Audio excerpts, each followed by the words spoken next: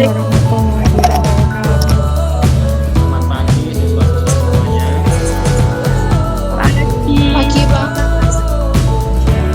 Oke, pada pertemuan kali ini kita akan membahas materi yang istimewa, ya, yaitu tentang radiasi elektromagnetik.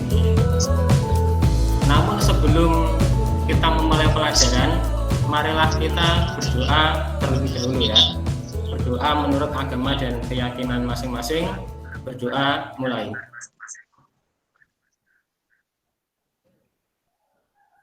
Oke, berdoa selesai. Nih, saya absen saja ya. Terus Akmal juga belum. Oke, pada pertemuan hari ini kita membahas tentang radiasi elektromagnetik. Ini penting sekali untuk kita pelajari karena berkaitan dengan kehidupan kita. Pertemuan kali ini kita akan membahas tentang gelombang elektromagnetik, pemanfaatan radiasi elektromagnetik, dan bahayanya. Ya, ini kompetensi dasar dan indikator pada materi ini. Terus kemudian tujuan pembelajarannya. Ya, setelah mempelajari materi ini, diharapkan kalian nanti dapat mendeskripsikan spektrum dan sifat-sifat gelombang elektromagnetik dengan benar. Terus yang kedua, melalui diskusi tersebut dan menggali informasi, kalian diharapkan dapat menganalisis pemanfaatan dan dampak radiasi elektromagnetik dalam kehidupan sehari-hari dengan cermat.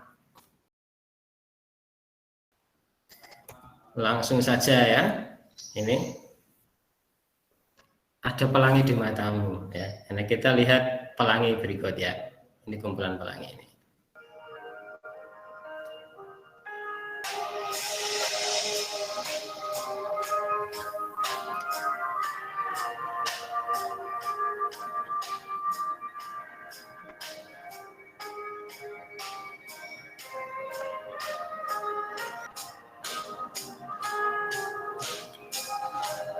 Nah, setelah kalian mengamati tadi kumpulan warna pelangi, mengapa di setiap tempat manapun kalau muncul pelangi, urutan warnanya selalu sama? Berikutnya tentang CT scan.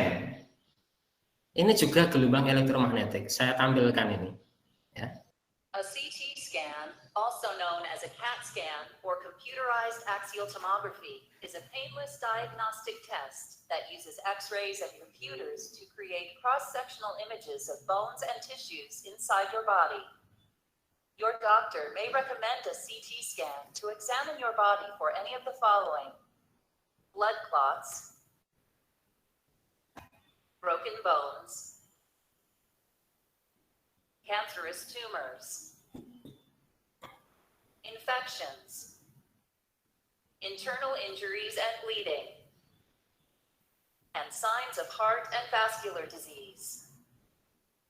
A CT scan helps your doctor select the correct location for surgery, biopsy, or radiation therapy, check the treatment of cancer or heart disease, and check your condition after surgery.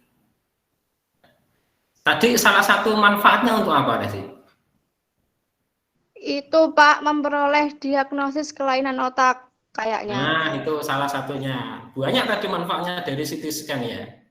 Yang sering-sering berlama-lama bermain handphone, ya meskipun sekarang kalian daring menggunakan handphone, tapi kalau bisa ya proporsinya pas gitu ya. Ini dari ilustrasi di samping sepertinya berbahaya ya, kalau sering-sering menggunakan handphone. Membuat kepala bisa jadi pusing, telinga sakit, dan juga mata cepat lelah. Jadi sebenarnya gelombang elektromagnetik itu apa ya? Tadi pelangi gelombang elektromagnetik, CT scan gelombang elektromagnetik. Terus tadi HP elektromagnetik. Jadi itu apa? Terus berbahaya atau tidak gitu ya. Ini yang akan kita bahas pada pertemuan kali ini ya. Jadi gelombang elektromagnetik adalah gelombang yang dihasilkan dari perubahan medan magnet dan medan listrik secara berurutan, di mana arah gerak vektor medan listrik dan vektor medan magnet selalu saling tegak lurus. Dari gambar ini itu terlihat kalau yang satu naik, yang satu nyamping, turun, nyamping, naik, nyamping gitu ya. Jadi saling tegak lurus ini ya. Nah, sifat gelombang elektromagnetik ya. Yang pertama, dapat merambat dalam ruang tanpa medium. Artinya tanpa ada zat cair, zat padat, dan gas, gelombang elektromagnetik itu tetap bisa merambat. Contohnya cahaya matahari ya, dari matahari sampai ke bumi, itu diantaranya kan ruang hampa. Itu tetap bisa merambat sampai ke bumi. Nah, kita lanjut ke spektrum gelombang elektromagnetik ya, spektrum bagian-bagiannya itu ya. Untuk lebih memahami tentang spektrum gelombang elektromagnetik, mari kita kerjakan LKPD 1. Ini pembagian kelompoknya. Kemarin sudah saya bagi dan sudah saya share, termasuk juga untuk LKPD-nya. Sekarang kalian akan melakukan kerja kelompok. Ada pertanyaan? Tentang pelangi ini, Pak. Ya. Apakah pelangi itu bisa dilihat pada malam hari atau tidak, Pak? Pelangi kalau di malam hari tidak terlihat ya. Karena pelangi itu kan dari cahaya matahari sebenarnya. Terus terkena rintik-rintik air terjadi pembiasan. Kalau diilustrasi pada slide tadi kan ada prisma itu ya. Jadi ini kan sebenarnya cahaya matahari terkena pembiasan ya. Terus akhirnya warnanya terurai. Jadi banyak. Jadi ada yang merah, jingga, kuning, hijau, biru, ungu ini ya. Ini ilustrasinya. Jadi kalau pada malam hari itu tidak ada sinar matahari, ya tidak muncul pelangi gitu ya. Kan ini Pak, matahari kan bisa, sinarnya kan bisa digantikan oleh bulan. Oh, bulan. Bulan itu memantulkan sinar matahari ya. Jadi kalau sudah memantulkan itu ada cahaya-cahaya yang terserap sehingga tidak bisa memunculkan pelangi. Kalau yang bisa memunculkan pelangi itu dari sinar matahari yang masih utuh gitu ya. Jelas kira-kira ya, Wahyu Auran? Jelas. Oke, ini langsung ke LKPD saja. Ini LKPD-nya saya buka. Kalian mengerjakan LKPD 1 itu melalui Google Doc ini. Linknya tadi kan sudah saya share di chat Google Meet. Itu kalian klik, terus kalian kerjakan sesuai kelompoknya masing-masing. Dan setelah itu nanti masing-masing kelompok presentasi singkat.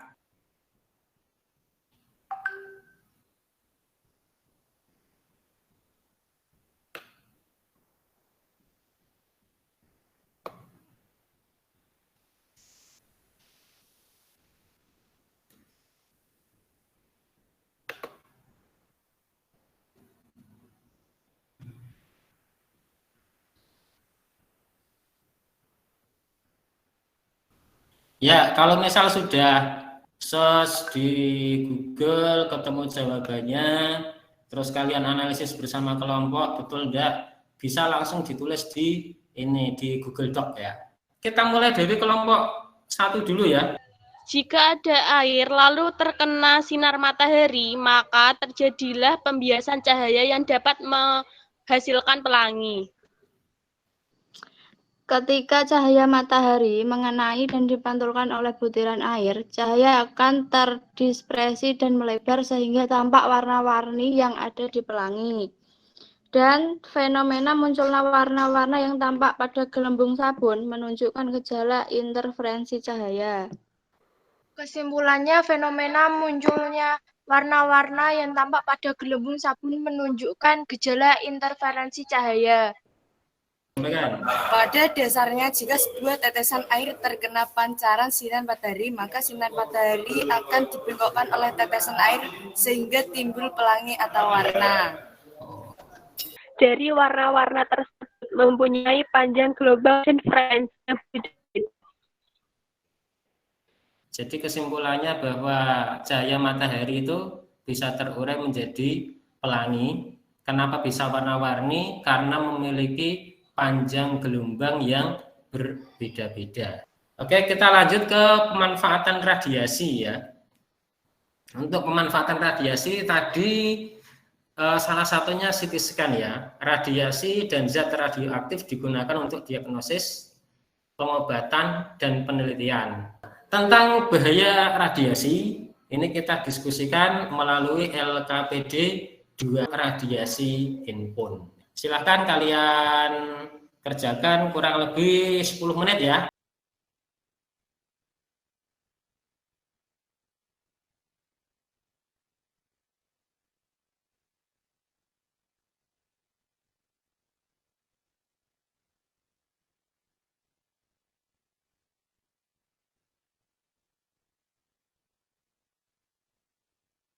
Silakan. Handphone digunakan saat butuh saja. Jangan terlalu banyak menggunakan handphone karena bahaya untuk kesehatan mata. Radiasi ponsel timbul tidak hanya saat digunakan, tetapi saat meletakkan ponsel di saku juga dapat menyebabkan radiasi. Oleh karena itu, sebagai pengguna, kita harus menyadari hal tersebut dan lebih berhati-hati dalam menggunakan ponsel. Dengan cara meminimalisir waktu pemakaian ponsel, serta memaksimalkan jarak ponsel dengan tubuh kita. Terima kasih ya. Oke, jadi kesimpulannya apa gelombang elektromagnetik? Gelombang yang dihasilkan dari perubahan medan magnet dan medan listrik. Oke, terima kasih. Pemanfaatan gelombang elektromagnetik tadi bisa untuk apa saja? Untuk menganalisis struktur atomik dan molekul.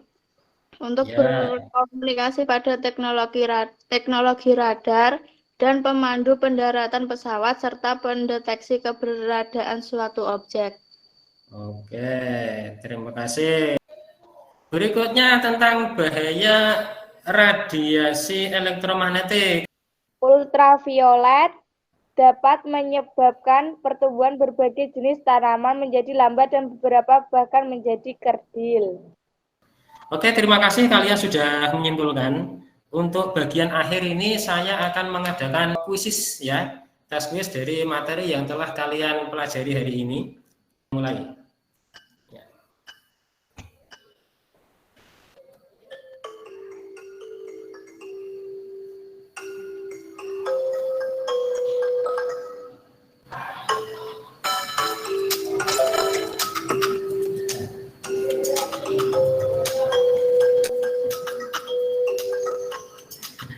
Oke, cukup ya. Ini saya akhiri untuk kuisnya. Nah, ini terlihat ini ya. Intan Mutiara, Laila, Jason Vivi ini ya. Oke. Ingatnya ya. Ya, kalian telah mempelajari materi radiasi elektromagnetik. Tadi juga sudah mengerjakan kuis. Sampai sini ada yang mau ditanyakan mungkin sebelum saya akhiri? Tidak, Pak. Oke, tidak ada. Berarti kita cukupkan sekian materi radiasi elektromagnetik. Untuk selebihnya kita bahas nanti di pertemuan selanjutnya ya. Pembahasan untuk kisi-kisi persiapan pas kesal. Marilah kita berdoa di akhir kegiatan. Berdoa menurut agama dan keyakinan masing-masing. Berdoa mulai. Berdoa selesai. Terima kasih, selamat belajar, semoga sukses. Kita akhiri. Assalamualaikum warahmatullahi wabarakatuh. Waalaikumsalam warahmatullahi wabarakatuh.